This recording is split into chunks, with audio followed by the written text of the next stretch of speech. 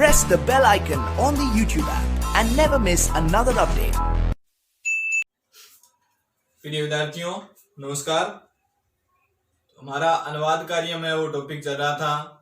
सबसे पहले अनुवाद कार्य में हमने सर्वनाम शब्द प्रयोग पढ़े, उसके बाद हमने पुल्लिंग, स्त्रीलिंग और नपुंसकलिंग शब्दों के बारे में जाना। फिर उसके बाद हमने संख्यावाची शब्दों की विभक्तियां पढ़ी। फिर उसके बाद हमने धातु रूप का नॉर्मल परिचय पढ़ा भी कौन कौन से धातु रूप होते हैं।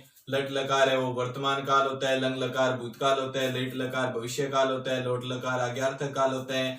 विधिलिंग का प्रयोग चाहिए के अर्थ में किया जाता है। उसके बाद आज हम पढ़ेंगे एक ही धातु के धातु रूप। पिछली वीडियो में हमने चर्चा की थी भी धातु रूप तीन प्रकार के होते हैं, परस्मैपदी, आत्मनेपदी और उभयपदी। तो लगभग हमारे जो वाक्य आएंगे वो परस्मैपदी धातु रूप हमारे याद हो जाएंगे, तो उनमें से हमारे वाक्य आ जाएंगे। तो देखो आज एक ही धातु के 500 रूप पढ़ेंगे परस्मैपदी में। उसके बाद हमारे लगभग सभी धातुओं के परस्मैपदी में रूप याद हो जाएंगे।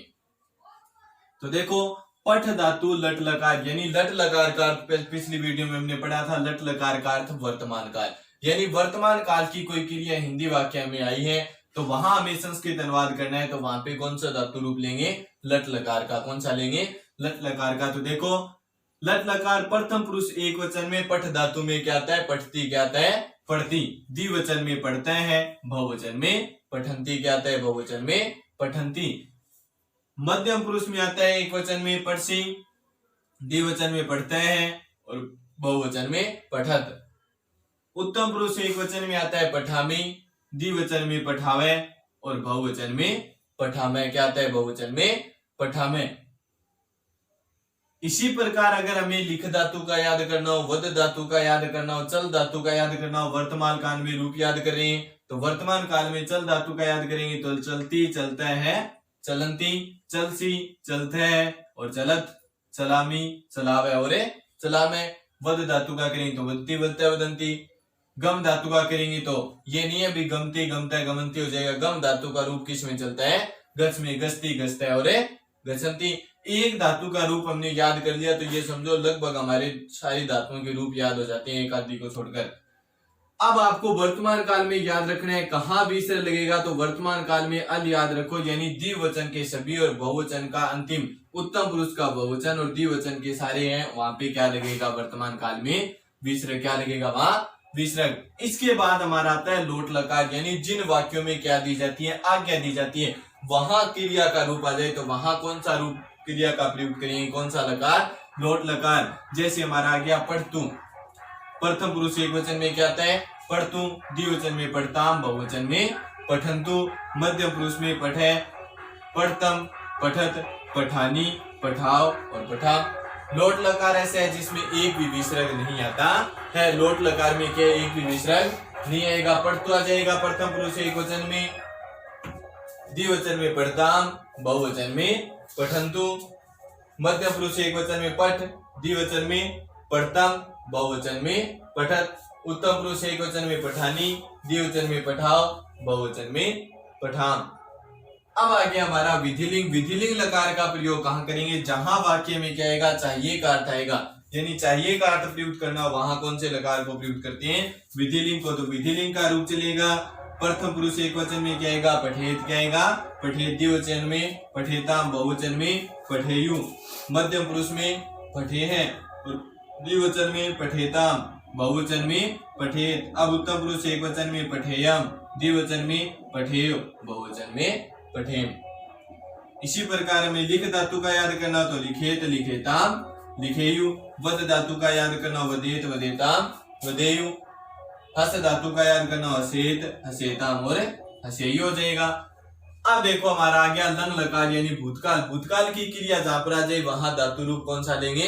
लंग लकार का। देखो एक वचन में क्या होता है? अपठत, द्विवचन में अपठताम, बहुवचन में अपठन, मध्यम पुरुष में जाएंगे एक वचन में क्या होगा? अपठे, द्विवचन में अपठतम, बहुवचन में अपठत, उत्तम पुरुष में जाएंगे एक वचन में अपठम, द्विवचन में अपठाओ, बहुवचन में अपठाम। अब हमारा रह गया लिट लकार, यानी जिसको क्या बोलते हैं हमें? भविष्य काल। लिट लकार में हमें क्या करना है? वर्तमान काल का जो रूप है उसमें क्या जोड़ देंगे? इससे जोड़ देंगे। वो कौन से लकार का हो जाएगा? लट लकार का। जैसे देखो मूल धातु के बाद हमें इससे जोड़ने हैं, जैसे वर्तमान काल में पठ धातु में प्रथम पुरुष एक वचन में हमने क्या पढ़ा, पढ़ती पढ़ा। अब मूल धातु पठ है, पठ में ई जोड़ेंगे तो ठे, इससे पूरा हो जाएगा।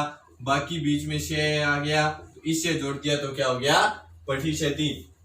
तो लट लकार में जाएंगे तो क्या हो जाएगा, देखो पठिष्यति, पठिष्यते, पठिष्यन्ति, पठिष्यसि, पठिष्यते, पठिष्यत, पठिष्यामि, पठिष्याव, शावे और पठिष्यामे।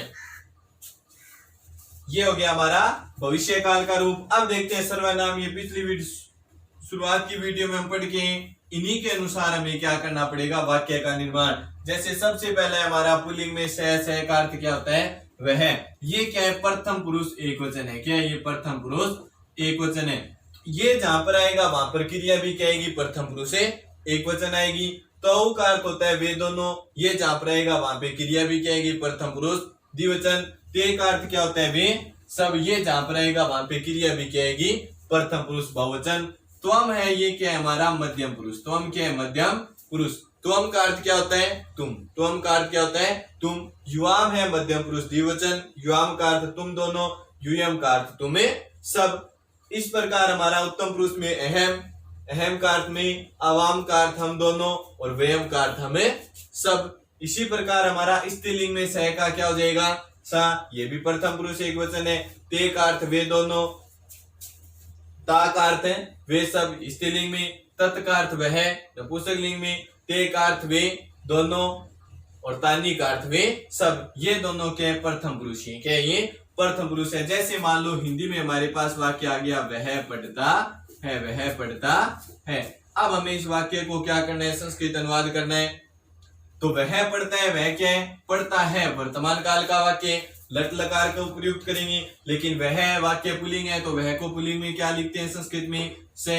अब से प्रथम पुरुष एक वचन है तो क्रिया भी इसके साथ क्या आएगी, प्रथम पुरुष एक वचन। से पढ़ती, वह पढ़ता है। इसी प्रकार मान लो वाक्य आ जाए, वह पढ़ेगा, वह पढ़ेगा। अब हमारा वाक्य आ गया, वह पढ़ेगा। कौन से लकार का है, भविष्य काल का है। भविष्य की बात करें, से आएगा फिर से, क्योंकि पुल्लिंग वाक्य है तो से है। से क्या आएगा, प्रथम पुरुष एक वचन है तो क्रिया भी क्या आएगी इसके साथ, प्रथम पुरुष एक वचन।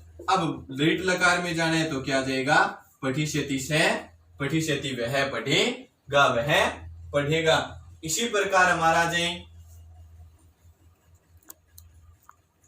वाक्य लोट लकार का जाए, यानी क्रिया जाए आज्ञार्थक काल में। जैसे वाक्य आ गया, तुम पढ़ो, तुम्हें पढ़ो। अब हमें क्या दी जा रही है, किसी के द्वारा आज्ञा दी जा रही है, भी तुम क्या करो, पढ़ो। तो त्वम है वो क्या है, मध्यम पुरुष एक वचन। अब आज्ञार्थक काल में जाओ, लोट लकार में मध्यम पुरुष एक वचन में क्रिया क्या आती है, पठ। तो त्वम पठ, त्वमें पठ, तुम्हें पढ़ो। राम पढ़े, राम पढ़े तो राम को पढ़ना चाहिए, ये बात कह रहे हैं। ये राम पढ़े, राम को पढ़ना चाहिए। तो राम पढ़े तो कहां से है, विधिलिंग से। राम क्या है, प्रथम पुरुष एक वचन है, यानी तो राम आ जाएगा, करता है वाक्य का। अब पढ़े तो विधिलिंग है, विधिलिंग में प्रथम पुरुष एक वचन में क्या आते हैं, पठेत। तो राम पठेत क्या आ जाएगा, राम पठेत। इसी प्रकार हमारा आ जाए वाक्य लंग लकार का, यानी भूतकाल का। राम पढ़ा था, राम पढ़ा था। अब यहां वाक्य का निर्माण करेंगे तो राम तो है, कर्ता प्रथमा व्यक्ति आएगी। पढ़ा था तो लंग लकार में प्रथम पुरुष एक वचन में क्या आता है, अपठत क्या आता है, अपठत राम है, अपठत राम पढ़ा था। इसी प्रकार हम क्या हमारी सारी धातुओं के रूप याद कर सकते हैं। एक धातु के 500 रूप याद हो गए। सर्वनाम शब्द हमारे याद है, संख्यावाची शब्दों की विभक्तियां हमारे याद है। तो हम आसानी से कारक पीछे हम पढ़ के हैं। कारक का मैंने आपको बताया था, ये अनुवाद कार्य में आपके काम आएंगे कारक सभी। तो ये सारी बातें हमने पढ़ ली, तो ये 4 नंबर लेना हमारे लिए बिल्कुल आसान है। आज के लिए इतना ही। जयतु संस्कृतम जयतु भारतम।